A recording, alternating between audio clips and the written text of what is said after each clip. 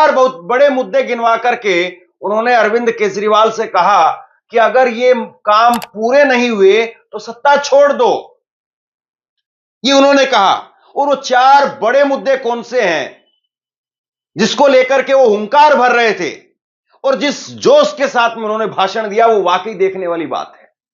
लेकिन अमित शाह जी ने यह बोल करके क्या नरेंद्र मोदी के लिए राह मुश्किल नहीं कर दी है? क्या नरेंद्र मोदी को ही अमित शाह ने नहीं फंसा दिया है? दिल्ली के अंदर दोस्तों अगले महीने में इलेक्शन है, लेकिन किस तरह से गृह मंत्री अमित शाह केजरीवाल को फंसाने के लिए गए थे, केजरीवाल से सवाल पूछने के लिए गए थे, लेकिन यहां पर प्रधानमंत्री नरेंद्र मोदी जी को फंसा कर रख दिया। प्रधानमंत्री नरेंद्र मोदी जी अपने पद से इस्तीफा देंगे दोस्तों, और अमित शाह उनसे इस्तीफा मांगेंगे। किस तरह से, क्या कुछ घमासान यहां पर छिड़ा हुआ है? हमारे साथ वरिष्ठ पत्रकार मौजूद है धर्मेंद्र सिंह, उनकी इस रिपोर्ट को देखिए। बीजेपी का चुनावी शंखनाद करने के लिए आज अमित शाह दिल्ली में थे। दिल्ली में उन्होंने एक जोरदार भाषण दिया और इस जोरदार भाषण के अंदर उन्होंने चार बहुत बड़े मुद्दे गिनवाए और चार बहुत बड़े मुद्दे गिनवा करके उन्होंने अरविंद केजरीवाल से कहा कि अगर ये काम पूरे नहीं हुए तो सत्ता छोड़ दो, ये उन्होंने कहा। और वो चार बड़े मुद्दे कौन से हैं? सत्ता छोड़ दो, जिसको लेकर के वो हुंकार भर रहे थे और जिस जोश के साथ में उन्होंने भाषण दिया, वो वाकई देखने वाली बात है।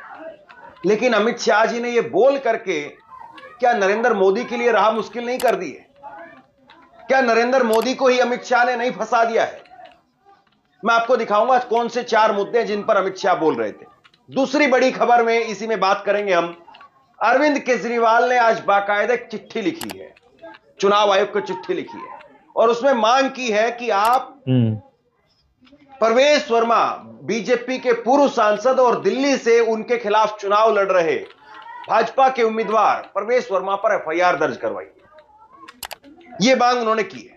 और इसके साथ में संजय सिंह, उन्होंने आज एक प्रेस कॉन्फ्रेंस की और प्रेस कॉन्फ्रेंस के अंदर उन्होंने बाकायदा भाजपा के सांसदों के, केंद्रीय मंत्रियों के नाम और पते के साथ में बताया है कि कैसे भाजपा के सांसदों, मंत्रियों के घरों में अचानक से वोट बढ़ गए हैं। किसी के घर में पहले 5 वोट थे या उस घर पर, घर के एड्रेस पर 5 वोट थे, अब 20 वोट हो गए, 25 वोट हो गए, 30 वोट हो गए। ये कैसे हो गया? क्या सांसदों के घर में इतने लोग आ गए? ये सब कुछ चल रहा है दिल्ली के अंदर, तो अपने आप में एक वो बहुत बड़ा मुद्दा है और जिसको लेकर के एक अलग से बवाल मचा हुआ है। सबसे पहले अमित शाह पर आते हैं। अमित शाह आज दिल्ली में आए, झुग्गी झोपड़ी के प्रधानों से बात कर रहे थे। सबसे पहले तो जरा एक बार ये पोस्टर आप देख लीजिए, जो अमित शाह जी के मंच के पीछे पोस्टर लगा हुआ था।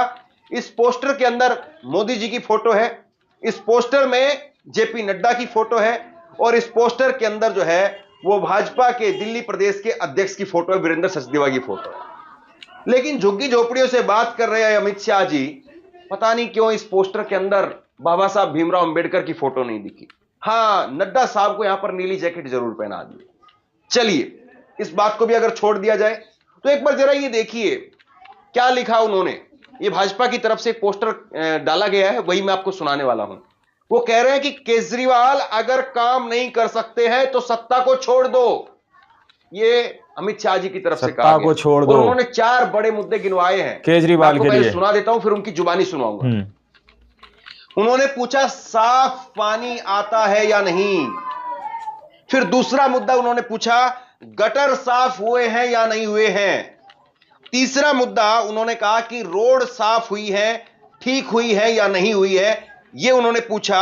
और उसके बाद में चौथा बड़ा मुद्दा वो कह रहे हैं बच्चों को प्राथमिक शिक्षा प्राप्त हुई है या नहीं हुई है। और अगर नहीं हुआ है, सामने से लोग चिल्लाते हैं, भाजपा के कार्यकर्ता या जो भी लोग वहां पर थे वो सामने से कहते हैं नहीं हुआ है। तो फिर उसके बाद में अमित शाह जी कहते हैं अगर नहीं हुआ है तो केजरीवाल जी सत्ता छोड़ दीजिए। कमाल की बात यह है, ये बात कही जा रही है अमित शाह जी की तरफ से, 4 मुद्दों पर अगर वो केजरीवाल की कुर्सी मांग रहे हैं, इस्तीफा मांग रहे हैं, दिल्ली की कुर्सी की सत्ता से उनको बाहर कर रहे हैं, तो मोदी जी के तो बहुत बड़े बड़े भाषण हैं, हम जिक्र करेंगे, लेकिन पहले अमित शाह जी को सुन लीजिए। मुझे बताओ भाई, आपकी झुग्गी में साफ पानी आता है क्या? अरे जोर से बोलो, आता है क्या? गटर साफ हुई है क्या? जोर से बोलो। रोड ठीक हुए हैं क्या? बच्चों को प्राथमिक शिक्षा प्राप्त हुई है क्या? तो केजरीवाल जी आपने 10 साल किया क्या? अरे नहीं बनता है, नहीं बनता है तो छोड़ दो सत्ता। कमाल की बात है, अमित शाह जी यहां पर कह रहे हैं कि गटर साफ नहीं हुआ अगर प्राथमिक आपका बच्चा नहीं पढ़ पा रहा है। मुझे नहीं लगता कि दिल्ली के अंदर अगर आप लिटरेसी रेट उठा करके देखेंगे तो 5वीं क्लास तक बच्चा नहीं पढ़ पा रहा हो। मुझे नहीं लगता ये बात। बच्चे तो पढ़ ही पा रहे हैं, अच्छी शिक्षा मिल रही है नहीं मिल रही है इस पर बहस हो सकती है। स्कूल तो है, कम से कम किसी का बच्चा अगर 5वीं क्लास के लिए दाखिला लेना चाहता है, पहली क्लास के लिए दाखिला लेना चाहता है तो उसमें तो मनाही नहीं है सरकारी स्कूल के अंदर। इतने तो सरकारी स्कूलों के दिल्ली के हालात बुरे नहीं है। फिर गटर की बात कर रहे हैं, रोड ठीक होने की बात कर रहे हैं। अगर इसी बात पर इस्तीफा देने की बात हो जाए तो मुझे लगता है कि विपक्षी पार्टियों को एक दिन अमित शाह जी को भाषण देने के लिए बुला लेना चाहिए और उनको खड़ा करके एक दिन कहना चाहिए कि आप मोदी जी से सवाल करिए 2 करोड़ नौकरियां मिली या नहीं मोदी जी से सवाल करिए और उनसे पूछिए कितनी हो जाएंगी। और उसके बाद में 2022 तक सबको पक्की छत देने की बात कही थी और अभी आज वो खुद बोल रहे थे बीजेपी के मैनिफेस्टो के बारे में और उसमें बीजेपी फिर एक्सपोज हो गई है। तो कहां मिली सबको पक्की छत? 2022 भी गया, 2024 भी गया। किसानों की आय दुगनी की बात नरेंद्र मोदी ने बोली थी। ये गटर साफ करना या फिर वो कह रहे हैं साफ पानी आना, इन चीजों को तो लोग फिर भी हजम कर लेंगे या जैसे तैसे करके अपने घर पर मशीन लगा करके कर लेंगे, लेकिन किसान की आय दुगनी कैसे करेंगे? आज भी जगजीत सिंह डल्लेवाल 48 दिनों से अनशन पर बैठे हैं। तो अमित शाह जी, बहुत सारे मोदी जी के ऐसे वादे हैं जो उनसे डायरेक्टली पूछा जा सकता है और वो देशव्यापी एक समस्या है, इतनी बड़ी समस्या है और उसमें अगर मोदी जी नहीं कर पाए हैं तो मोदी जी का इस्तीफा कौन लेगा? खैर, मैं आपको कुछ और दिखाता हूं। आप देखिए, बीजेपी की तरफ से जो है वो ट्वीट किया गया। बीजेपी ने ट्वीट किया कि भाजपा का घोषणा पत्र पत्थर की लकीर होता है, यह मोदी की गारंटी होती है जिसको जमीन पर उतरना ही है। भाजपा का घोषणा पत्र आपदा का घोषणा पत्र जैसा नहीं होता है। आपदा का घोषणा पत्र सिर्फ झूठ होता है और हम जो कहते हैं वो करते हैं और वही कहते हैं जो कर सकते हैं। अमित शाह जी ने आज इस बात को कहा। मिल गई नौकरियां, मिल गई किसान को, वही कहते तो कर सकते हैं। मिल गई महिलाओं को बेरोजगारी से मुक्ति, मिल गया पेट्रोल सस्ता। बेरोजगारों की हालत क्या है बताइए, दिन ब दिन महंगा होता जा रहा है पेट्रोल। वीडियो क्लिप दिखाने वाला हूं, जरा एक बार देखिए आप। जो ये पत्थर की लकीर बता रहे हैं कि बीजेपी का घोषणा पत्र पत्थर की लकीर होता है। 2013 का बीजेपी का घोषणा पत्र डॉक्टर हर्षवर्धन, मोदी जी के पूर्व केंद्रीय मंत्री, वो पढ़ करके बता रहे थे और उसमें कह रहे थे कि जैसे ही हमारी केंद्र में सरकार बनेगी, 2013 में चुनाव के समय पर बीजेपी ने यह कहा था कि जैसे ही हमारी केंद्र में सरकार बनेगी हम दिल्ली को फुल स्टेट, पूर्ण राज्य का दर्जा देंगे। सुनिए जरा। दिलाना चाहते हैं दिल्ली को कि हम केंद्र में हमारी सरकार बनने के बाद जो सबसे पहला काम करेंगे, उनको निवेदन करके केंद्र सरकार को कि दिल्ली को पूर्ण राज्य का दर्जा हम दिलाएंगे, ताकि दिल्ली में कानून व्यवस्था के ऊपर और दिल्ली में जो बहुत सारे विकास के कार्य करने के लिए वर्षों तक प्रोजेक्ट्स केवल इसलिए लटकते रहते हैं कि दिल्ली सरकार के पास शायद लैंड का इस्तेमाल का राइट उस प्रकार से नहीं है जैसा सरकार को मिलना चाहिए। ये हम पूर्ण राज्य का दर्जा दिल्ली के लोगों को दिलाएंगे। तो ये पत्थर की लकीर कहां गई? आपकी केंद्र में 1 बार नहीं, 2 बार नहीं, 3 बार सरकार बन गई और अगर वो लाइन अगर 3 इंच भी अगर आगे बढ़ी हो फुल स्टेट की, तो आप बता दीजिए। जो यहां पर डॉक्टर हर्षवर्धन बोल रहे हैं, अभी वो जिंदा है, वो कह सकते हैं, बता सकते हैं कि ये वीडियो फर्जी है या ये उनके मुंह से बोली हुई बात है। वो आकर के झुटला दे इस बात को कि नहीं ये वीडियो फर्जी है, झुटला तो दे कम से कम। और इसके बाद में बीजेपी क्या कह रही है सुन लीजिए। अमित शाह जी ने आज कहा आगे कि 5 फरवरी को इस आपदा को उखाड़ करके फेंके, हर गरीब को पक्का मकान देने का काम श्री नरेंद्र मोदी की सरकार करेगी। भाजपा सरकार बनने के बाद में एक गरीब कल्याण की एक भी योजनाएं बंद नहीं होंगी। इस केजरीवाल के झूठे झांसे में नहीं आना है।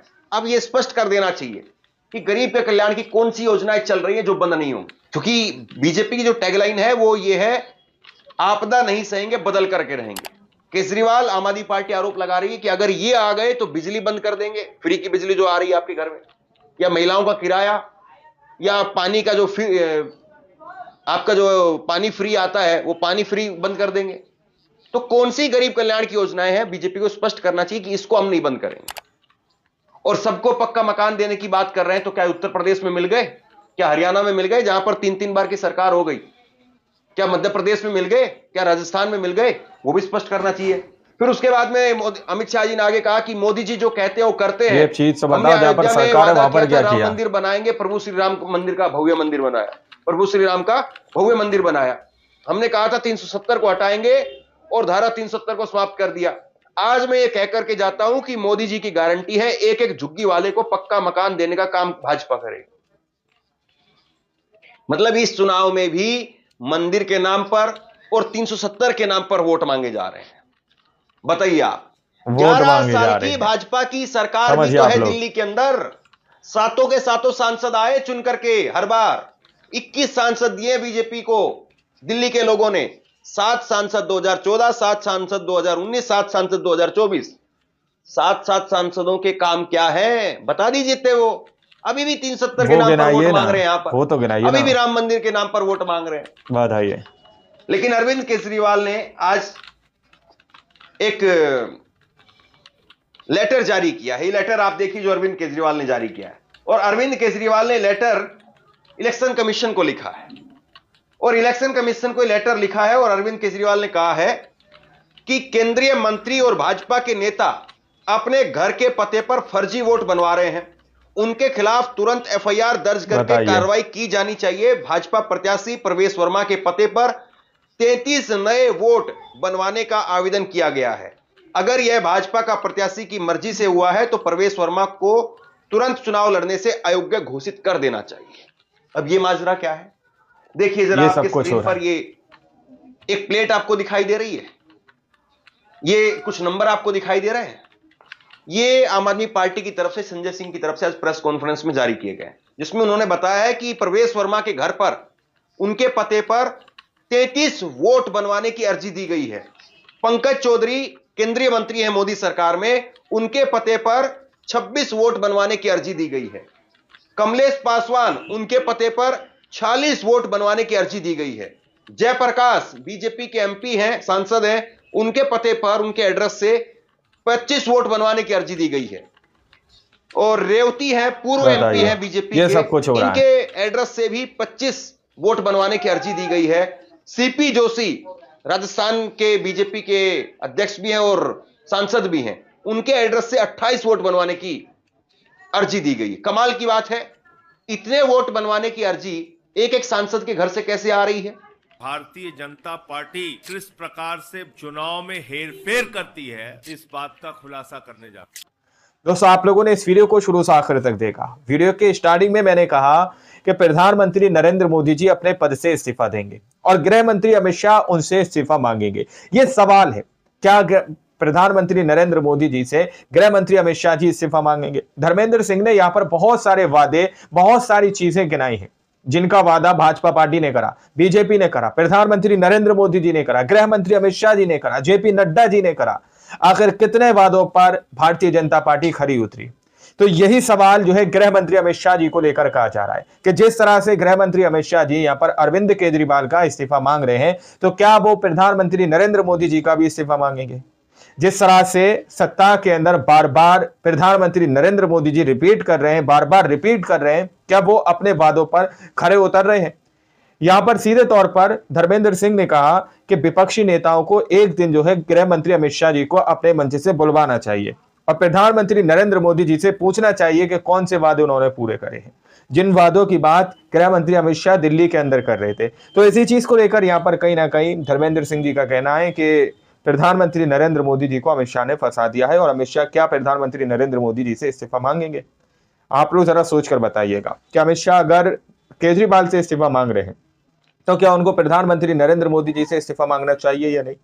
आपकी क्या राय है कमेंट सेक्शन में जरूर दीजिएगा। सच्ची पक्की खबरें देखने के लिए चैनल को सब्सक्राइब कीजिए। मिलता है अगली वीडियो में, जब तक के लिए जय हिंद, जय भारत।